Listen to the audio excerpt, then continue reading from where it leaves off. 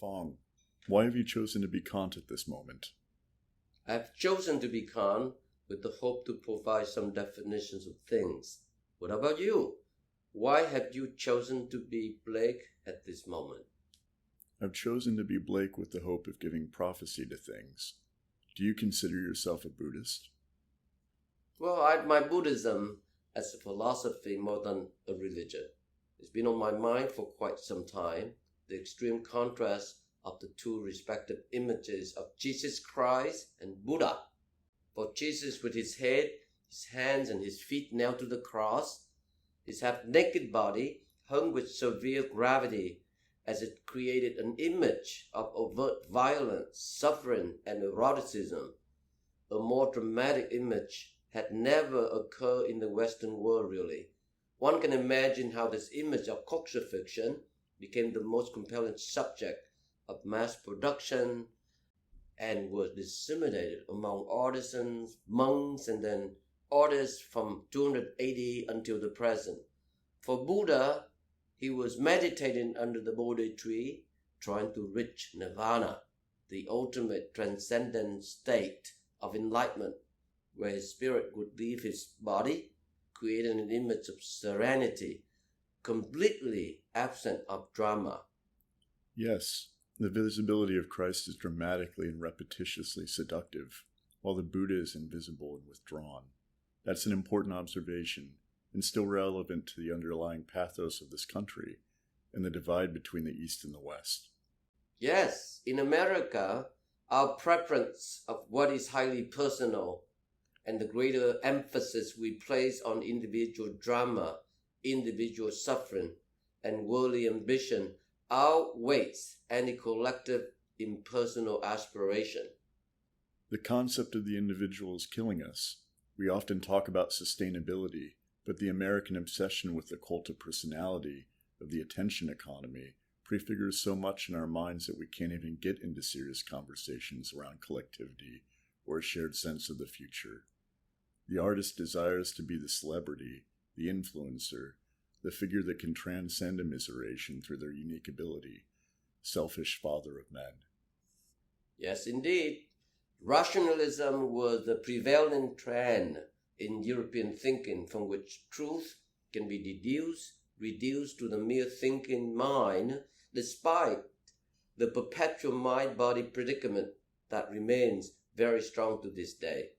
Transcendental idealism offers a way of creating a synthesis between rationalism of, say, Descartes, Spinoza, and Leibniz, and of the British, Scottish, and Irish empiricists in the works of Locke, Hume, and Berkeley, all of whom argue, as you remember, truth can only be obtained from sensory experience and empirical evidence.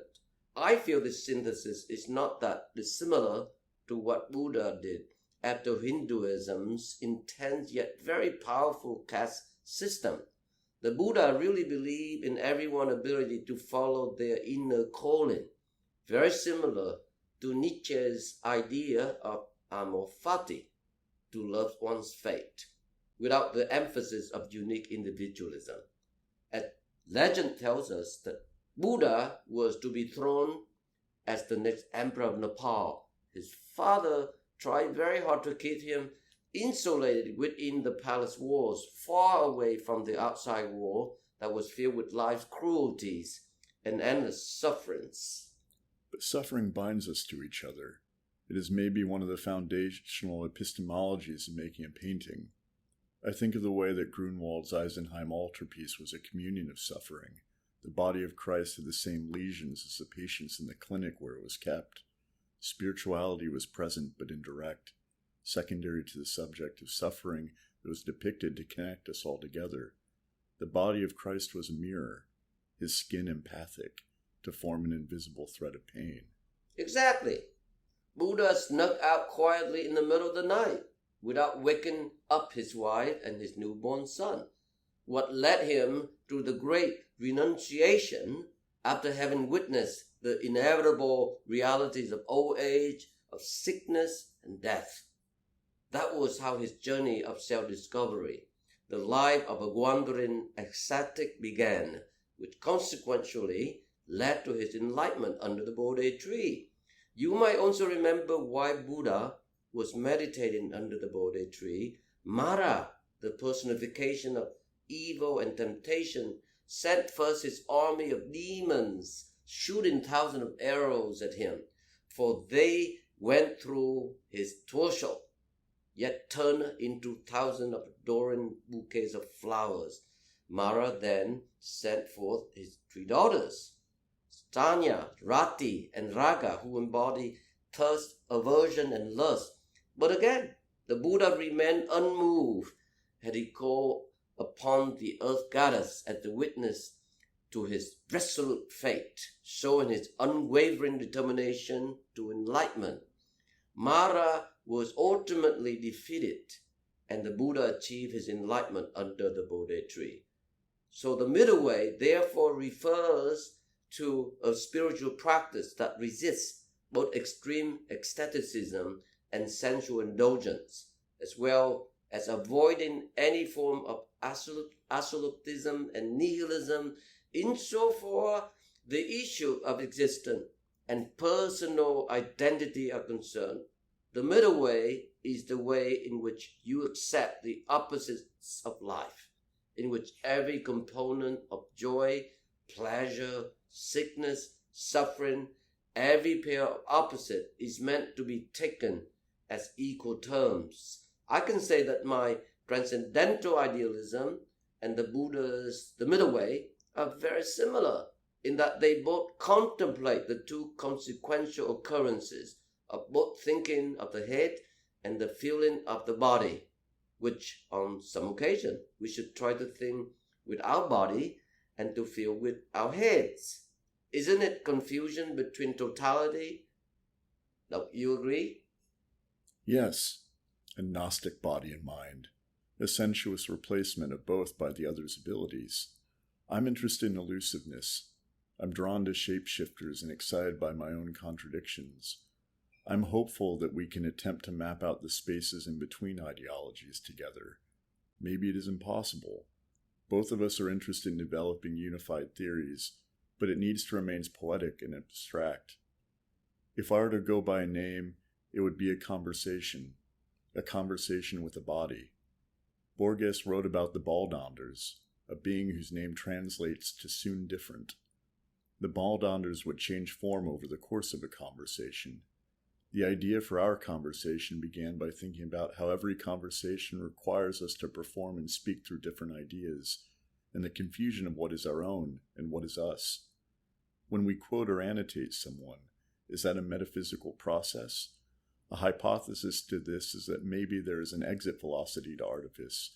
With all this production, can we build up artifice to the point that it collapses, so all that is left is our awareness of this conversation, and we can treat the conversation as a form of sculpture? Can we say something significant when we begin with looking ridiculous? Rather than a historical reenactment, I'm hoping this gets us to think of our conversation as a form of anti-memory. We are both interested in personal freedom, the freedom of thought and of nonconformism, with neither the body or the mind being privileged over the other. It is a dark interconnectedness that is beautiful, a sensuous current that we are after, through what we say to each other.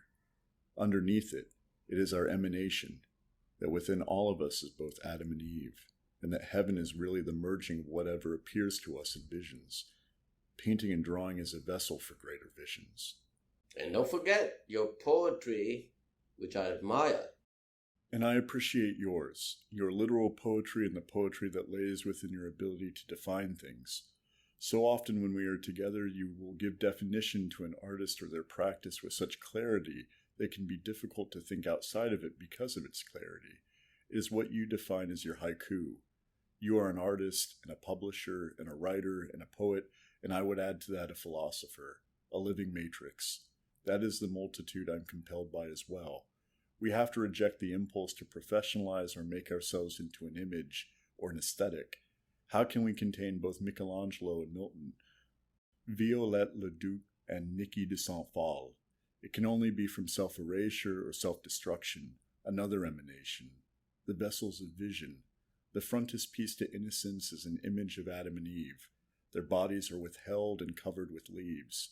The body is a site of spiritual origination, organization, and there is always a sense of darkness, a gravity of shame that keeps looming from above and below. For example, how profoundly we were moved by Masaccio's depiction of Adam and Eve being expelled from the Garden of Eden by an angel in the Brancacci Chapel inside the Church of Santa Maria del Carmine in Florence. I remember once seeing a Buddhist monk break down in tears in front of the fresco.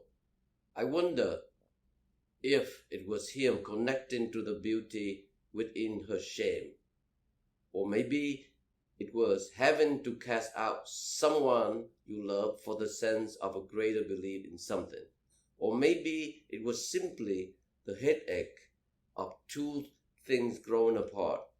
Art can never exist without naked beauty display. Yes, it's a vulnerability that we owe each other.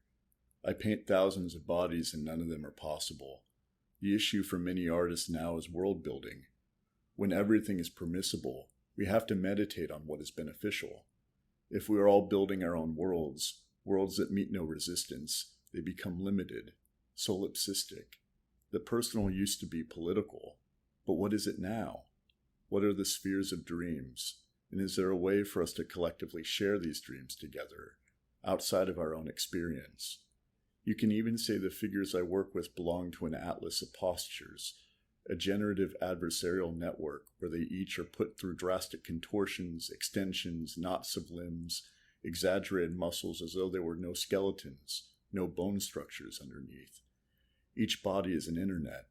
I keep journals and archives on external hard drives of all the poses and what they mean, a digital pathos formula. I'm interested in taxonomies and morphologies of the body, where the body can become a symbolic language of coded experience. I see that you recognize the usefulness of your own dialectical process as I recognize my own, as we both assume that history is no more no less than a constant assembly of reminders, and what we are to do with them are essential to our own sanities.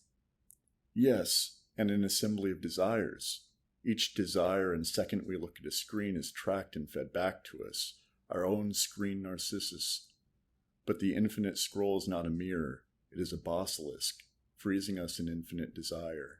It makes us forget our reflection and replaces it with cultural psychosis, with the fractured desires of circulation.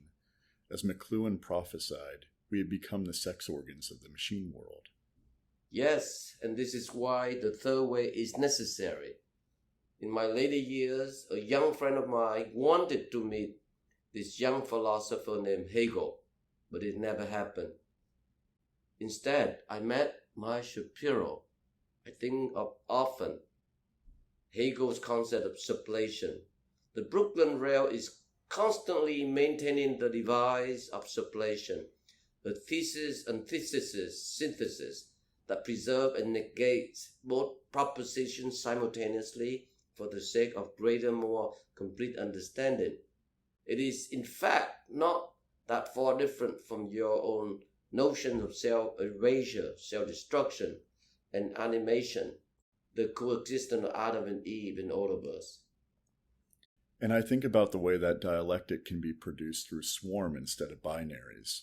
That's the rail. We are the swarming Godhead, as Mechthilde Magdeburg haruspexed. God is not external to us, but is all living things together in one room together, that together collectively we all make a body that never defines its own edge. For me, that's also what the perfect painting would be, a definition through parable. You mean her book, The Flowing Light of Divinity? Yes, it is a flowing light that painting captures. I feel the same way with Julian of Norwich's mysticism, for God offered the universe in the form of a hazelnut, or it is smaller like a grain of sand that holds everything within it. Whether it is a hazelnut or a grain of sand, every painter knows that each painting holds more than it can contain within it. There is an excess of what language cannot reach, beyond the subject, beyond the material, beyond even the gesture and hand or body of the artist. There is an excess beyond the original intention of everything else that gets compressed and contained within the painting. The dream from the night before, the sounds of the subway ride to the studio, the broken key left in the lock of the apartment door. It isn't freedom. It is the psychic energy of everything that happens in between events. I think that this is the presence of Onkoara's work. The underpainting to every painting is the date and time in which it was made, and the newspaper of that day. It's inescapable. He made that poetry so beautiful and frank. Well, when I think of Onkoara, I think of Jiro Dreams of Sushi. That's fantastic. There are different schools of thought within Buddhism.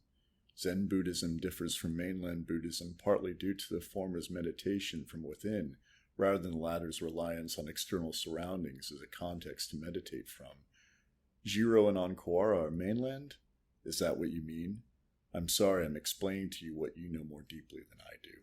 That's correct. Soren Kierkegaard criticized Hegel as a man who built an immense castle but preserved for himself a doghouse in the backyard. This is Jens, and mainland in the critique. But let's return to the subject of freedom. Yes, like you, I'm intoxicated by the idea of human freedom. I'm convinced that every human being is aware of the differences between their desire, their passions, on one hand, which pull at them from external stimuli that are part of their emotional empirical nature.